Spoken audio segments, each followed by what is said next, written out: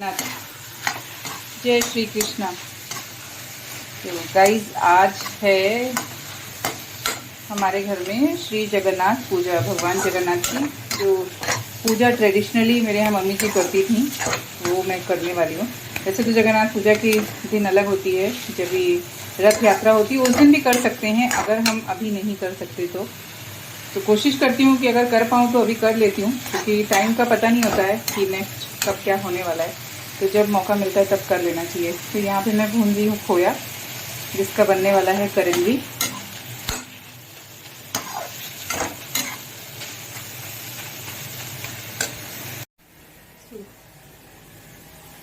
Hello guys, नमस्ते, सलाम, राम राम, सत श्री अकाल। होप आप सब स्वस्थ होंगे और एकदम मस्त होंगे। मेरी आईज ऐसी दिख रही है, कोई बात नहीं। तो जय जगन्नाथ, जय श्री कृष्ण, राधे राधे। तो हो गई है हमारी सुबह और बहुत सारे काम मैंने रात को करके रख लिए थे, और आज है हमारे घर में श्री जगन्नाथ जी की पूजा, तो उसकी मैं तैयारी कर रही हूँ और आपको दिखाती हूँ। ये बन रही है गुड़ धनिया, मावा भुना हुआ रखा है, थोड़ी थोड़ी चीज़ें इकट्ठा किए। जय माता दी। अभी ना मैं पहले इसको निकालती हूँ छोटे प्लेट में, और इसके साथ गुड़ कट करके डालती हूँ, छोटी सी आवाज़ आती है। ये है घी भी,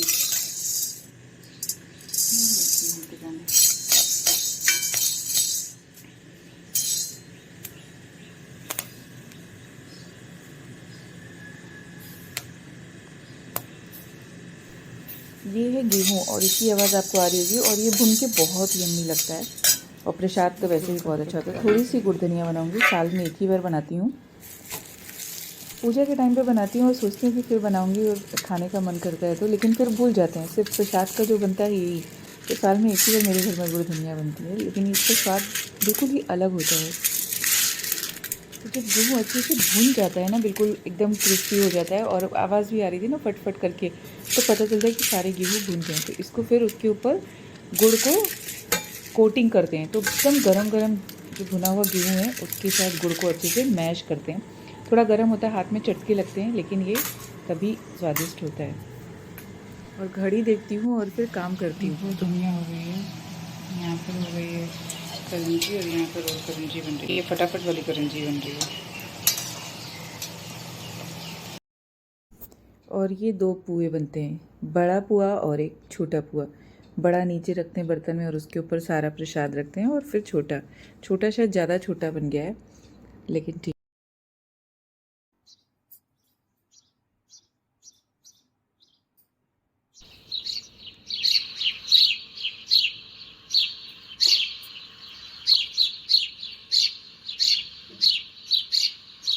हेलो गाइस, नमस्ते, सलाम, राम राम, सत श्री अकाल। होप आप सब स्वस्थ होंगे और एकदम मस्त होंगे। और आज सुबह सुबह हमारे घर में हुई है श्री जगन्नाथ जी की पूजा, जिसको हम बोलते हैं 30वां सोमवार। और सबसे पहले ये जो जगन्नाथ पूजा है ये सुदामा जी ने की थी, तो इसके बारे में बहुत सारी कथाएं भी हैं। और जो इस दिन को नहीं कर पाता है वो जगन्नाथ रथ यात्रा के दिन कर सकता है। और खास करके श्रद्धा बहुत मायने रखती है, तो जो कुछ भी होता है यहाँ श्रद्धा और विश्वास के साथ ही होता है। तो जनरली देखा जाए कि अगर जैसे लेडीज़ को पीरियड्स का प्रॉब्लम है, उस टाइम पे नहीं कर पाती हैं, तो एक फ्लेक्सिबिलिटी है कि हम अभी नहीं कर सकते तो हम ये जगन्नाथ पूजा के दिन कर सकते हैं। चैत्र मास में आने वाले चारों सोमवार को ना 30वां सोमवार कहा जाता है। और सबसे पहले कहते हैं कि ये जो पूजा है सुदामा जी ने की थी। वैसे ये भी कहा जाता है कि जिन लोगों ने जगन्नाथपुरी की यात्रा कर ली होगी वही ये सोमवार का व्रत करते हैं, यही ये सोमवार की पूजा करते हैं। लेकिन मैंने अभी तक की नहीं है जगन्नाथपुरी की यात्रा।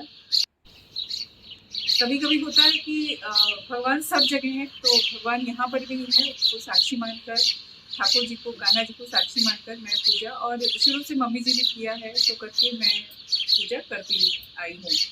तो कभी ऐसा नहीं हुआ कि उनके जाने के बाद मैंने ये पूजा छोड़ी हो, तो मैं करती हूँ। दूसरी चीज़ क्या है, जो इतना सजे सवरे दिख रहे हैं, तो मेरे घर में जब भी कोई पूजा होती है मैं ऐसे ही सज सवर के करती हूँ। सजना सवरना अच्छी बात है, सजते रहना चाहिए, लेकिन एक चीज़ होती है कि जो हमारे बुजुर्ग लोग होते हैं ना, जैसे मेरे यहाँ जो मम्मी जी थी, वो हमेशा जब भी पूजा होती थी तो अक्सर डांट खा जाती थी मैं, लेकिन वो डाँट नहीं बोलेंगे, मतलब होता है ना कि चलो मैं तो अभी भी बिंदास, ठीक है, जैसे है वैसे कर लेंगे। लेकिन उनको लगता था कि हाँ, तुमको तैयार होना चाहिए, तुमको अच्छे से सर-संवर के सारे जो गहने-जेवर हैं वो पहन के पूजा करनी चाहिए। तो उनको बहुत अच्छा लगता था कि हाँ, मेरी बहू सजी रहे। सज-संवर के पूजा में आया करे। तो इसके लिए जभी भी पूजा होती है ना, जो जनरली घर पे रोज़ सुबह पूजा करती हूँ, वो वैसे ही कर लेती हूँ यार। नहाया-धोया, जो कपड़े मिले पहने और उसमें पूजा कर लिया। लेकिन जब कुछ खास व्रत या पूजा त्योहार होता है ना, तो उस दिन वो चीज़ें मेरे दिमाग में आ जाती हैं कि हाँ, मुझे सब कुछ करना है, मतलब चूड़ी भी चाहिए, पैर में आलता भी चाहिए, पायल भी पहने होना चाहिए, क्योंकि कुछ चीज़ें होती हैं जो आपकी लाइफ में ना बहुत इम्पोर्टेंस रखती हैं। खैर, कभी-कभी हम इमोशनल भी हो जाते हैं, खास करके जब भी ऐसे दिन होते हैं ना, घर में पूजा-पाठ के दिन होते हैं। और एक शौक होता है यार, किसी-किसी के अंदर बहुत शौक होता है, मैंने देखा है लाइफ में। और कुछ लोग होते हैं ना, वैसे ही रहते हैं, जो है वो चीज़ें लाइफ में बहुत वैल्यू करती हैं। एसी की आवाज़ आ रही है, फैन की आवाज़ आ रही है, बहुत ज़ोर से एसी। मैंने पूजा कर ली है, सब कर लिया है, नाश्ता दे दिया, पति को टिफ़िन दे दिया, समृद्धि भी गई, सब गए, और अब मैं मेरे बाकी के काम करूँगी। तो उससे पहले सोचा कि चलो थोड़ी रिकॉर्डिंग कर लेती हूँ। तो साग बनाते टाइम मैंने थोड़ी-सी रिकॉर्डिंग करी थी। फिर बहुत जल्दी थी, सुबह जाना भी था, इनको भी ऑफ़िस था, और सब मुझे 7:30 से पहले फिनिश करना था। वैसे तो बाद में भी पूजा कर सकती थी, इनके ऑफ़िस जाने के बाद भी, लेकिन होता है ना कि अगर मैंने पूजा की या प्रसाद भोग लगाया है तो खा के जाएँगे तो अच्छा रहेगा। तो तीसरा सोमवार चैत्र माह के जो चारों सोमवार होते हैं उनको आप तीसरा सोमवार कहते हैं, और इसकी पूजा सर्वप्रथम सुदामा जी ने की थी। तो चारों सोमवार में अलग-अलग चीज़ों से भोग लगता है। पहले सोमवार को गुड़ से, दूसरा सोमवार होता है गुड़ की निया बनती है, तीसरे सोमवार को पंचामृत और फल से, और जो चौथा सोमवार होता है उस दिन जो है आप क्या बोलते हैं, कच्चे पक्के खाना जो बनता है, पकवान बनता है, तो उससे। तो बेसिकली हम अपना चौथे सोमवार को ही करते हैं। तो उस दिन सब कुछ बनाते हैं और भगवान जी को भोग लगाते हैं। मेरी छोटी सी डायरी। किसी किसी दिन होता है ना, कुछ काम जल्दी निपट जाते हैं। तो आज सुबह के काम थोड़े जल्दी निपट गए। ऐसा नहीं जल्दी निपट गए, जल्दी उठी इसके लिए जल्दी निपट गए। सुबह 4:30 उठ के फिर काम निपटाया। तो मुझे एक चीज़ ऐसे ख्याल आया कि दुनिया में मुझे नहीं लगता कि नसीब है कि नहीं है, पता नहीं, क्योंकि देखा नहीं है तो कुछ पता नहीं कि नसीब होता भी है कि नहीं होता है। लेकिन जो इंसान पराजित हो जाता है ना, जो कहीं पे हार जाता है, उसको तसल्ली देने के लिए ना, ये बहुत बड़ी चीज़ है कि हम लोग उसको किसी को तसल्ली देते हैं कि ये नसीब का खेल है। तो तब के लिए ना ये नसीब एक रामबाण है। बहुत ही, मतलब बात बहुत गहरी है, बहुत इम्पोर्टेंस है इन सब चीज़ों की, कि सोचती हूँ ना कभी-कभी कि लाइफ ऐसे, लेकिन लाइफ में अगर आप उसको देखो जो बिल्कुल डूब रहा हो और उसको एक तिनके का सहारा मिल जाए, तो नसीब से वो बच गया। हम लोग ऐसे देखते नहीं नसीब होता है कि नहीं होता है, लेकिन वहाँ पर वो चीज़ बहुत बड़ी होती है। खैर, ये सब सुप्रीम पावर है, इसके बारे में तो वही जाने जो जिसने ये दुनिया बनाई है। और अभी आज का इतना मेरा काम हो गया, थोड़ा जो है वो बच्चों की छुट्टियां चालू हो गई हैं, तो बच्चों के साथ चल रहे हैं दिन यार। अभी जाऊंगी फिर से कपड़े चेंज, गर्मी बहुत है, हर टाइम इसी चला के नहीं रह सकते। और पहले के टाइम में मम्मियाँ, अभी भी टीवी सीरियल की मम्मियाँ जो बहू रानियाँ हैं, फुल बड़े बड़े ज्वेलरी पहन के, झुमके उनके कान में, फुल मेकअप में पूरे दिन काम करती हैं, और हमें तो इतना सा होता है तो भी करने को नहीं होता है। बट सिर्फ हम क्यों फिल्में में और क्यों हम टीवी सीरियल्स की चीज़ों को देखें। अगर हम देखें ना ऐसे, तो हमारे जो गांव में रहते हैं लोग, इवन राजस्थान वगैरह में भी आप चले जाओ, जहाँ पर ट्रेडिशनली सब लोग रहते हैं बड़े से घर में, एक साथ जॉइंट फैमिली होती है, वहाँ पे भी तो लोग रहते हैं। तो ये कुछ कहीं और से नहीं आता है, ये सब चीज़ें होती हैं, ऐसा नहीं कि हमारे समाज में नहीं है। ऐसे अच्छी बात है, सजे संवरे रहना चाहिए हर टाइम, आखिर सजने के लिए तो है ये सारी चीज़ें हमारे लिए ही। पहले के टाइम में भी लोग, और ना ज्वेलरी के पीछे सारे साइंटिफिक रीजंस हैं कि जो हम लोग ज्वेलरी अभी हमने पहनना छोड़ दिया, इसके लिए हमारी बॉडी में बहुत सारी प्रॉब्लम स्टार्ट हो गई हैं।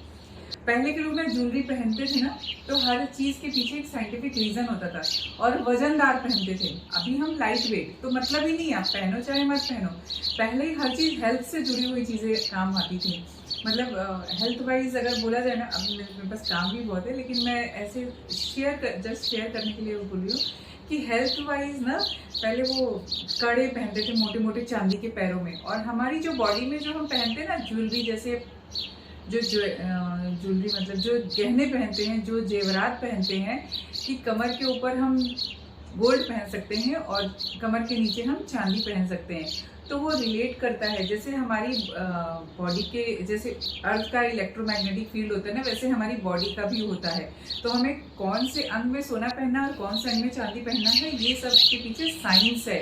कि कमर के नीचे आप, नाभि के नीचे से आप सिल्वर पहनोगे और नाभि के ऊपर आप गोल्ड पहनोगे। हाँ, कमरबंद के लिए होता है, लोग सिल्वर गोल्ड दोनों पहनते थे, लेकिन वो एक्सेप्शन, मतलब वो थोड़ा बहुत चल जाता है। लेकिन जो नाभि के नीचे का हिस्सा है वहाँ पे हमेशा चांदी ही पहनना चाहिए। पैरों में पायल चांदी की, और पहले मोटे मोटे पायल पहनते थे, बिछुए पहनते थे ना, वो उनमें भी वजन होता था कि वो आपके फिंगर्स को प्रेस करे, टोज को प्रेस करे और वहाँ पे एक एक्यूप्रेशर बने।